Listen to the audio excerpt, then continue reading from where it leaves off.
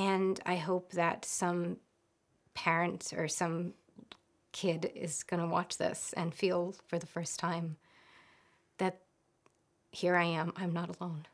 My name is Aria Loberti, and I play Marie-Laure LeBlanc.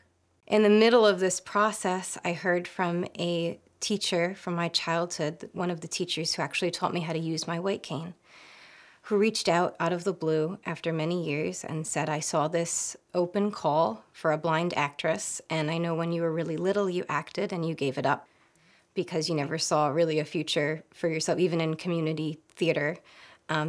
Blind people never really have an opportunity to do such things because blind characters are typically played by sighted people. And I think this would be an amazing opportunity for you. I don't know what you're up to. I know you're still at school, but I can only imagine you in this part. And I said, thank you, that's really nice, but I don't act. And let it go. Heard back from her the following day. She's like, did you send in a tape?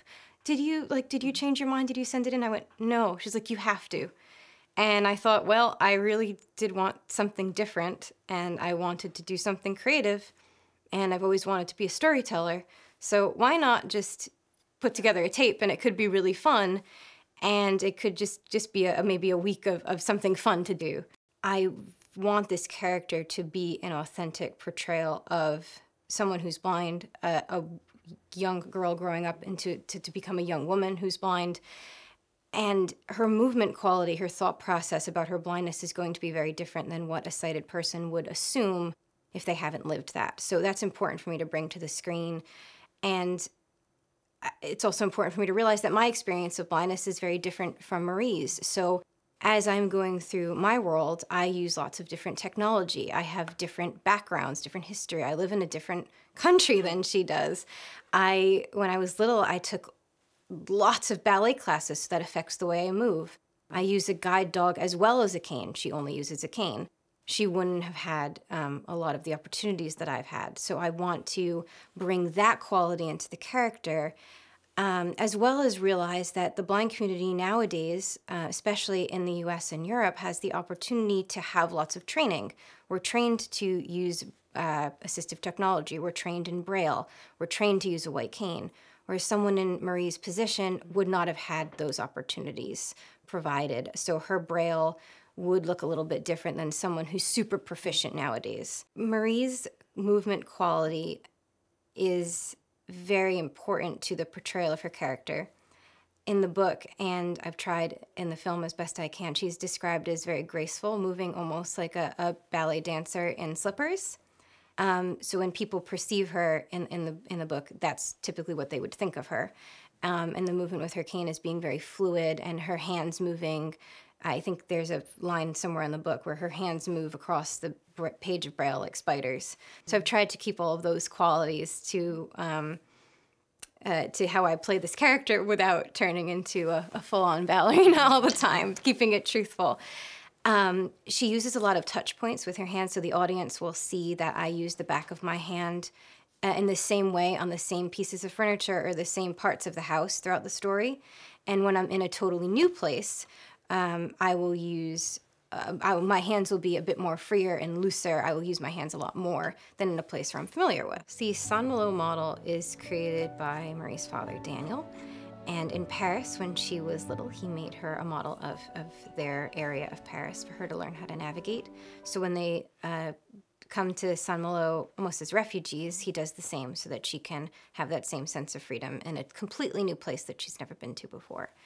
And it is truly his labor of love for her. It's something that he can do to give his daughter a sense of freedom and autonomy and happiness, because it is a beautiful tactile experience, and it's something that she's had her whole life. So it allows her to have some sense of familiarity in a completely new place. It does, I think, represent their relationship as well, that they're always there for each other and they're always trying to make each other's lives better. And this model is really extreme in its detail, which again, I think goes to show Daniel's not only love for his daughter, but also his willingness and desire to give her almost a tactile photo of the place where she is, not just a map. so that I can run my fingers through the streets and I can feel the spires of the church, even though I'm not going to be using the spire of the church to navigate.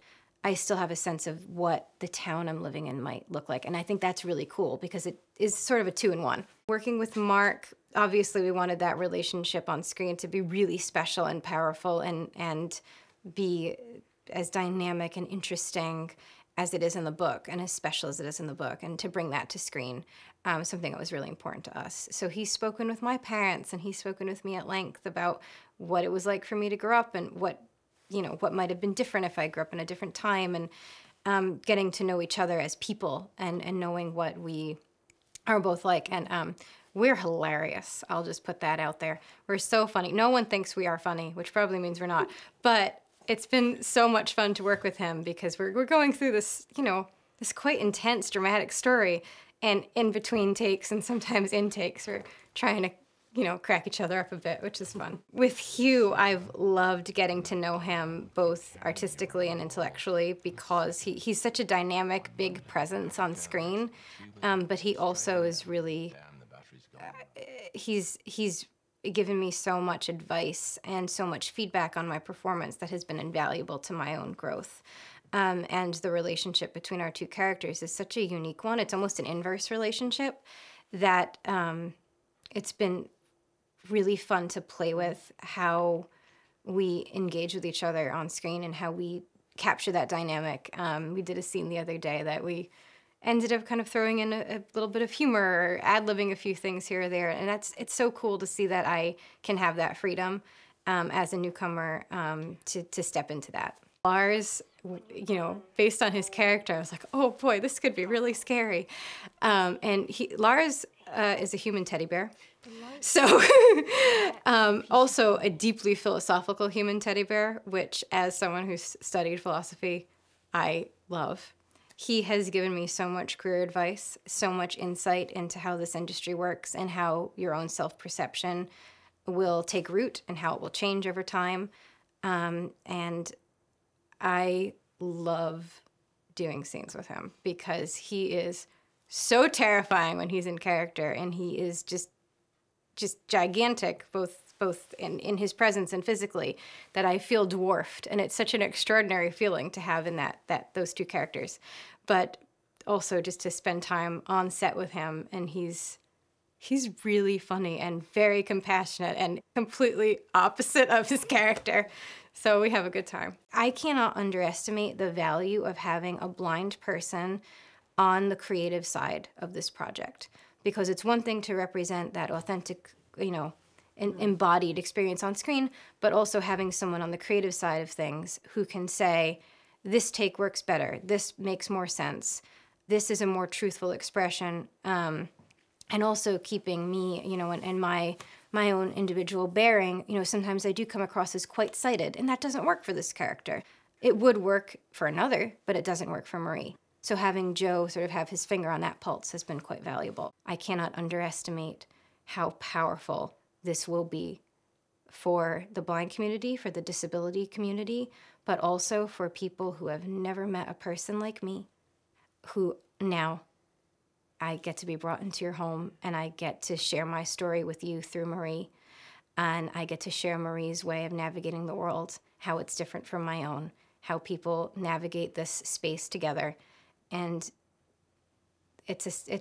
that's what humanity and storytelling is all about, and it's such a privilege to be part of that catalyst, part of that change. I also hope that the audience will understand that the world is a different place for different people, and part of that is disability, and part of that is our bodies, but it's our brains as well. And the way we learn, the way we're brought up, the way we interact with our environment, the way we learn to navigate our environment is different for everybody, regardless of whether you see or you don't. And I hope that some parent or some kid is going to watch this and feel for the first time that here I am, I'm not alone. That's all I hope to achieve from this. If it's one thing, it's people like my parents who didn't have a role model for their daughter, to finally have that role model for them. Or, you know, some little girl who would love to see a public figure like her, to be able to believe that they can do anything. And maybe it's not acting. Maybe it's, you know, it's anything. But to know that the door is open for you to do whatever it is. You know, maybe it's fighting in the resistance. You know, maybe it's being a PhD student, actress, writer. Maybe it's anything. But I hope if it's just one person, it will be enough.